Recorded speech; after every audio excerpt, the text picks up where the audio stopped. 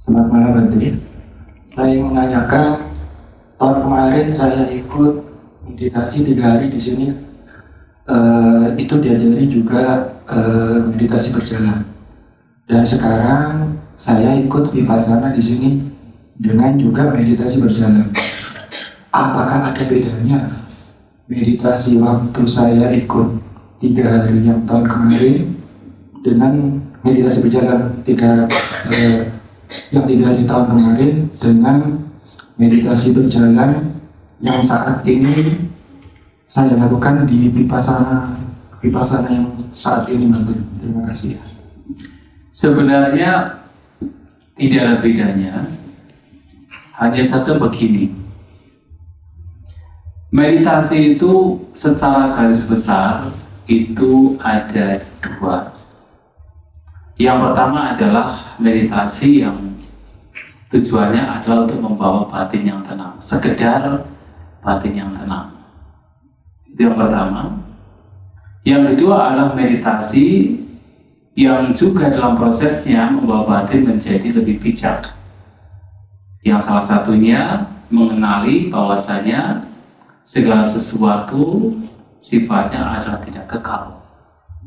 Yang kemudian dari ketidakkekalan tersebut membawa kepada batin untuk tidak melekat. Jadi tidak berhenti pada ketidakkekalan, tidak berhenti pada memahami memang batin tidak kekal, jasmani memang tidak kekal. Tetapi bagaimana dari memahami ketidakkekalan seseorang kemudian berjuang atau melatih batinnya untuk tidak melekat terhadap apapun fenomena yang dialami, dan itu adalah vipassana. Nah, ketika seseorang bermeditasi dengan menggunakan objek keluar masuknya nafas, kembang kemih perut pada saat duduk bermeditasi, dan sekedar itu, sekedar batin menjadi terkonsentrasi, batin menjadi fokus, itu adalah ketenangan. Termasuk pada saat meditasi dengan berjalan, memperhatikan setiap langkah kaki dan batin menjadi tenang, ya, sekedar terkonsentrasi, batin menjadi tenang, itu adalah ketenangan.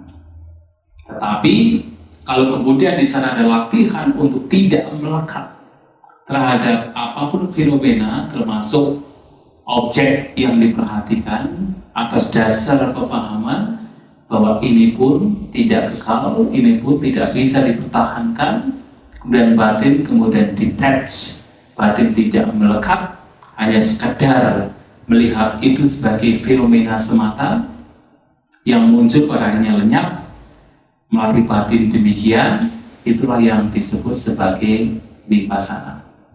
Pada intinya sama, praktiknya sama, tetapi bagaimana mengarahkan batinnya itu yang membedakan. Untuk sekedar menjadi tenang, dan itu juga baik, tidak ada buruknya, atau kemudian membawa batin untuk melatih untuk tidak melekat terhadap apapun fenomena karena melihat itu sebagai tidak kekal. Itu perbedaannya. Tapi biasanya kalau hanya beberapa hari, ya biasanya yang penting, bahkan ada beberapa waktu di mana yang terpenting adalah batin tenang dulu saja. Yang penting batin bagaimana bisa bersama dengan objeknya, itu juga sudah baik.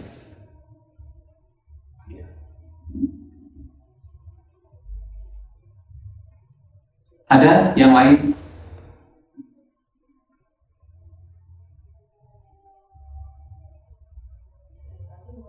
Silakan, nggak apa-apa.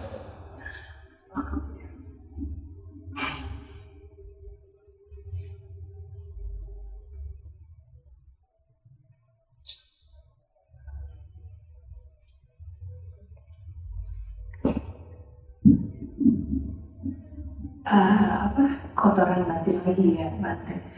Jadi dengan meditasi itu akan kayak mengikis gitu, atau ya begitulah ya, mengikis kotoran batin. Jadi bagaimana seseorang itu tahu kalau itu terkikis? Apakah ada rasanya? Apakah ada tandanya? atau ada yang dirasakan gitu? Iya, jadi mengurangi kotoran batin ya, kadang menggunakan adalah mengikis ya. Bisa juga mengurangi kotoran batin atau bahkan dalam momen tertentu melenyapkan kotoran batin. Sebelum melenyapkan, mengurangi dulu kotoran batin. Apa itu kotoran batin? Keserakahan kita, kebencian kita, termasuk ketidaktahuan kita. Itu tidak tahu bahwa fenomena ini adalah tidak kekal, dianggapnya sebagai kekal. Itu juga kotoran batin. Itu ketidaktahuan, persepsi terhadap kekekalan yang sebenarnya setiap orang memiliki. Persepsi terhadap ada entitas, itu juga kotoran batin. Itu mengacu pada ketidaktahuan. Nah, itu akan dikurangi ketika seseorang bermeditasi dan suatu saat itu bisa dihancurkan, dilenyapkan. Bagaimana kita bisa mengetahui bahwa kotoran batin, keserakahan, kebencian itu semakin berkurang? Kita bisa membandingkan dengan pengalaman masa lampau. Di masa lampau barangkali sebagai contoh yang paling mudah, ketika berada di jalan yang sedang macet, kesabarannya itu sangat tipis, marah-marah, kemudian klakson-klakson begitu kan. Tapi sekarang walaupun macet di jalan, sudah bisa bertahan, sudah bisa menerima, tidak mudah marah lagi. Dulu ketika melihat tetangganya punya ini punya itu, muncullah keinginan seperti mereka. Tapi sekarang sudah bisa menerima, lebih bisa bersabar untuk tidak memunculkan keinginan, lebih bisa untuk hidup sederhana. Walaupun seandainya memiliki, tetapi lebih bisa hidup sederhana. Lebih tahu bahwa ini adalah bukan kebutuhan tetapi sekadar keinginan, sehingga tidak mudah terseret hanya karena keinginan melihat yang lain punya ini punya itu. Artinya apa? Kesalahan dalam hal itu sudah mulai berkurang. Nah, maka ada sebuah perumpamaan, diumpamakan seperti ketika seseorang menggunakan kapak yang terbuat dari pegangan kayu. Jadi pegangannya terbuat dari kayu. Ketika dia gunakan, setelah 1 minggu atau 2 minggu dia lihat, oh ternyata pegangannya ini sudah semakin berkurang, aus yang tadinya masih gemuk semakin langsing kan gitu, semakin kecil. Nah, ketika dia menggunakan, dia tidak tahu seberapa pegangan kapak tersebut berkurang. Hanya ketika setelah 1 minggu, 2 minggu, nah dia melihat, iya dulu kan ini pegangan kapalnya kan besar, tapi sekarang kok semakin langsing, berarti ada yang berkurang. Meditasi juga sama. Dalam meditasi yang terpenting adalah setiap pikiran buruk muncul, disadari, dilenyapkan. Muncul, disadari, dilenyapkan. Ketika melakukan demikian sebenarnya ada yang berkurang, tetapi kan tidak diketahui kan. Ya nanti setelah beberapa minggu, 1 bulan, barangkali setengah tahun, 1 tahun, kita kembali kepada masa lalu. Dulu kan saya mudah sekali batin saya terseret, sedikit dikritik, wah langsung bergeban gitu kan, muncul kemarahan. Sekarang kok rasanya sudah mampu menerima dengan baik, tidak ada kemarahan sama sekali. Nah, dulu kok ketika ada orang lain punya ini punya itu, muncullah keinginan, kesalahan muncul. Sekarang tidak demikian, sudah bisa lebih ya ke diri sendiri, tidak terpengaruh oleh orang lain harus seperti ini seperti itu. Artinya ada sesuatu yang berubah. Nah, dengan meditasi dan ada perubahan demikian, artinya apa yang dilakukan itu sudah membawa kepada hasil. Nah, itulah bagaimana kita bisa menengarai. Gitu ya. Iya. Dari kata keinginan. Iya.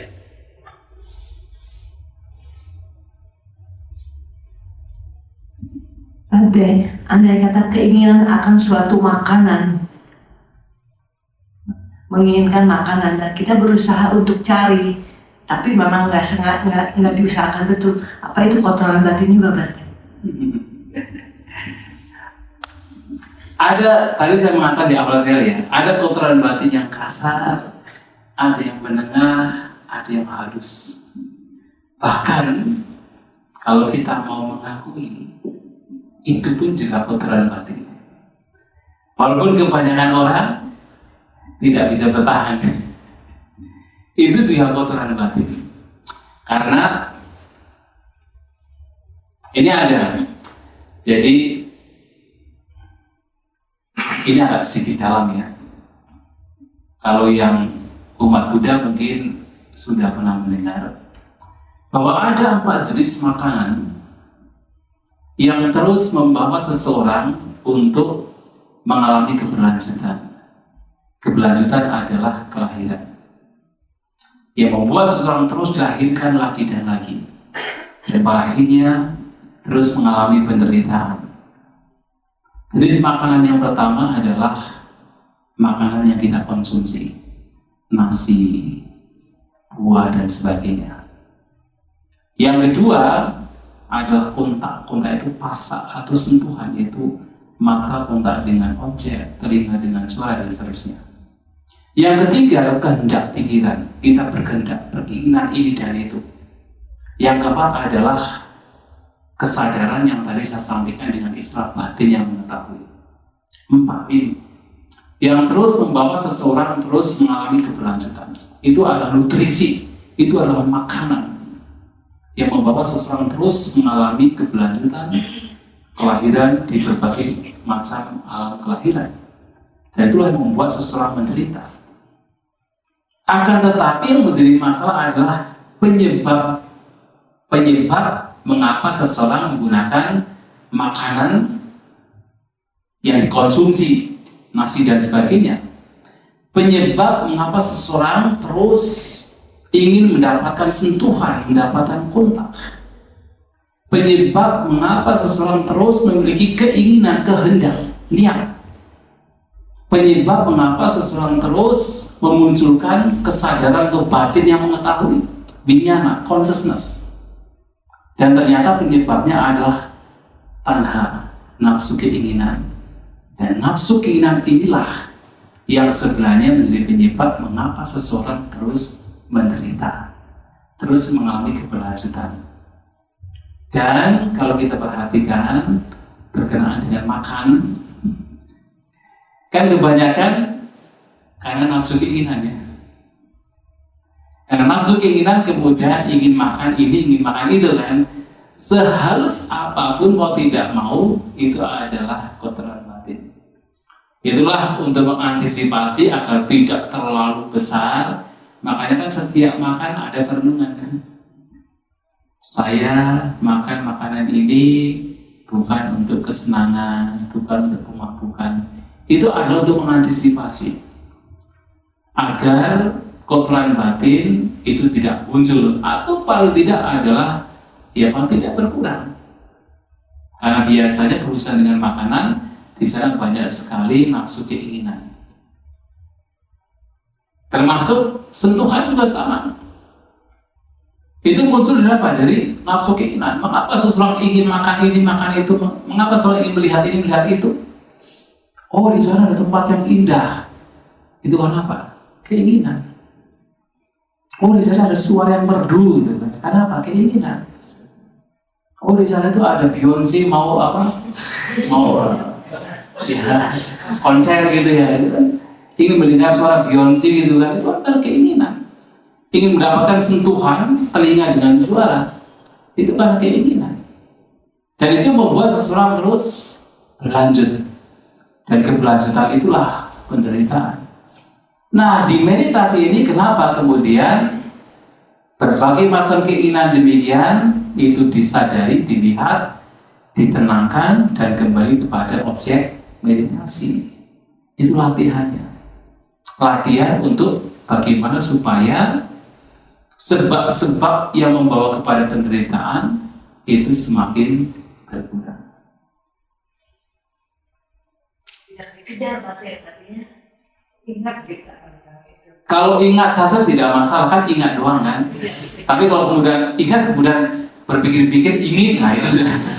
Walaupun tidak dicari, tapi ada keinginan mau tidak mau itu juga bagian dari seharusnya apapun itu bagian dari kotoran batin. Ya memang inilah sesuatu yang di masyarakat itu sebagai sesuatu yang biasa, tetapi dalam pengembangan batin seharus apapun itu dikenali. Kalau itu adalah kotoran batin, ya itu kotoran batin. Iya. Berarti maaf, ini berarti bilang keberlanjutan itu apa penimba lahir itu ya? Iya. Nah terus terkait ini anatta. Nah, kalau atanya nggak ada itu yang Lanjut apa gitu ya? Itu pertanyaan belum sejak zaman dahulu kuno. Iya. Ini pertanyaan dari zaman dulu, pada zaman sampai sebenarnya. Karena memang pada waktu itu ada konsep bahwa keberlanjutan itu terjadi karena ada atma yang berlanjut dari satu kelahiran ke kelahiran yang lain. Tapi Sang Buddha menyampaikan bahwa ada keberlanjutan, ada kelahiran, tetapi tidak ada atma, tidak ada atta. Lantas bagaimana itu bisa terjadi? Keberlanjutan terjadi karena berbagai macam faktor yang saling mendukung satu sama lain. Jadi ada ketidaktahuan, ada berbagai macam perbuatan, ada kesadaran, ada batin dan jasmani, dan seterusnya. Maka kemudian memunculkan sebuah keberlanjutan. Akan tetapi di dalam ketidaktahuan atau disebut sebagai awija tidak ditemukan adanya entitas. Di dalam sangkara atau berbagai macam perbuatan itu tidak ditemukan adanya entitas. Bahkan di dalam vinyana, kesadaran atau batin yang mengetahui itu juga tidak ditemukan entitas. Karena semuanya muncul dari berbagai macam sebab.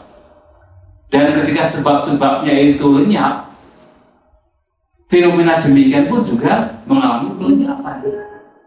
Maka di situ tidak ditemukan adanya entitas yang kekal, yang ada hanya sekedar kemunculan dan pelenyapan. Jadi fenomena tetapi mereka satu sama lain saling mendukung, maka muncullah keberlanjutan.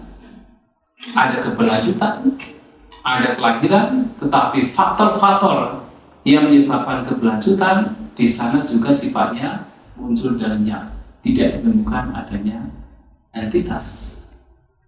Nah, tetapi kemudian yang menjadi problem adalah kita manusia, tidak hanya manusia tapi makhluk itu sudah begitu lama menciptakan sebuah persepsi bahwa ada entitas, bahwa ada aku.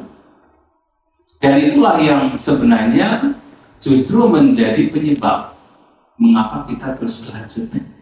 Itu penyebab juga mengapa kita terus berlanjut, karena kita itu sudah begitu lama melekat menciptakan sebuah persepsi bahwa ada entitas.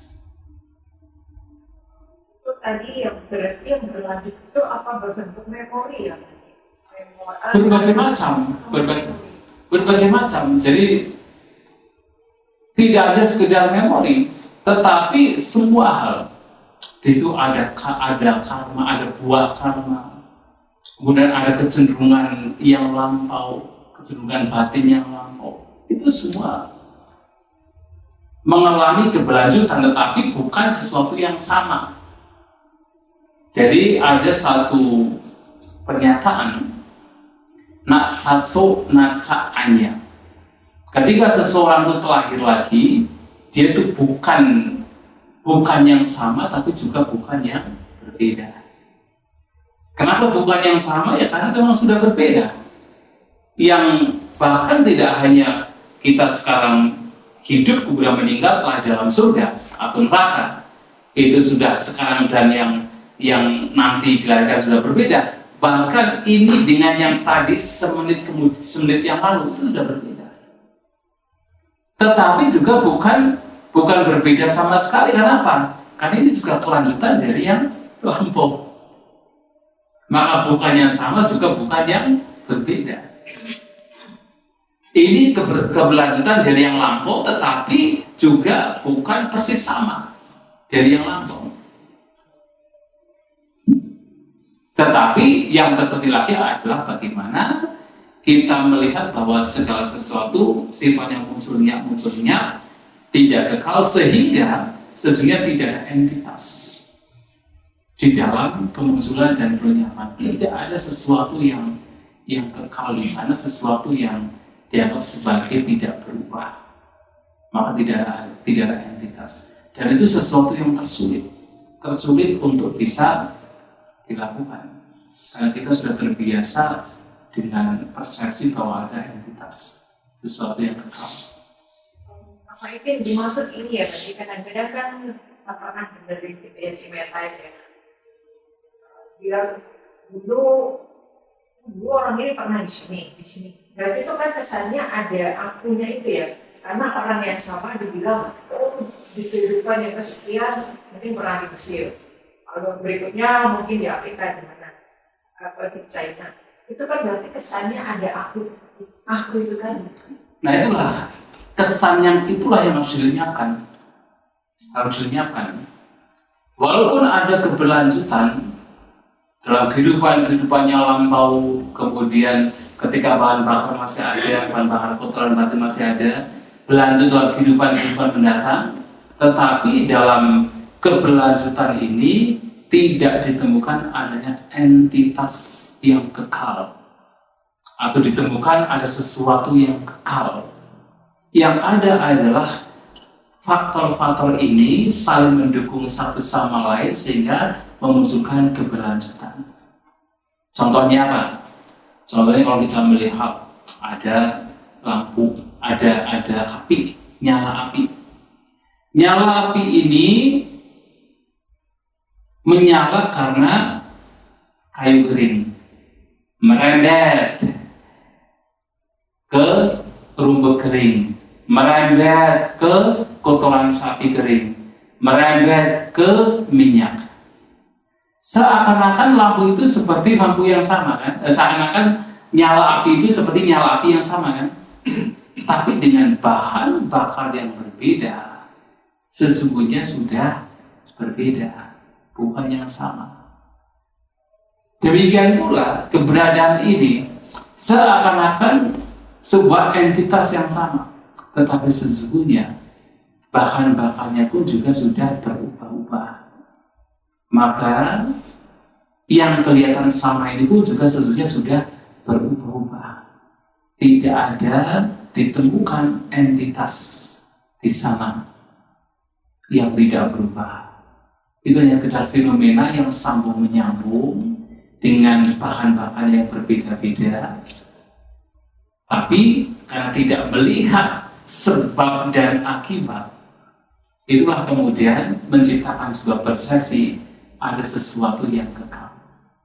Dan itu yang harus kita urai. Dalam meditasi ini sebenarnya kita mencoba untuk mengurainya. Yang ternyata yang seakan-akan ini ada entitas, ada makhluk, ada diri, hanya sekedar batin dan jasmani. Batin dan jasmani juga hanya sekedar muncul dan hilang. Tidak bukan ada entitas. Melekatinya itulah penderitaan. Gitu ya. Oh, nggak apa-apa, nanti. Oke, baik ya. Ini kebetulan saya lagi masa-masa. Jadi setiap tahun kita biku itu ada masa di satu tempat. Nah, masa saya itu lagi di Surabaya. Makanya saya ke Surabaya ini, malam ini ke Surabaya. Nah, besok habis makan siang baru ke sini. Jadi ketemu lagi besok malam, ya di waktu yang sama. Bukan waktu yang sama ya, waktu beda juga. Sama tapi berbeda ya. Oke, baik ya. Masa-masa ini tidak disuruh Oh tidak.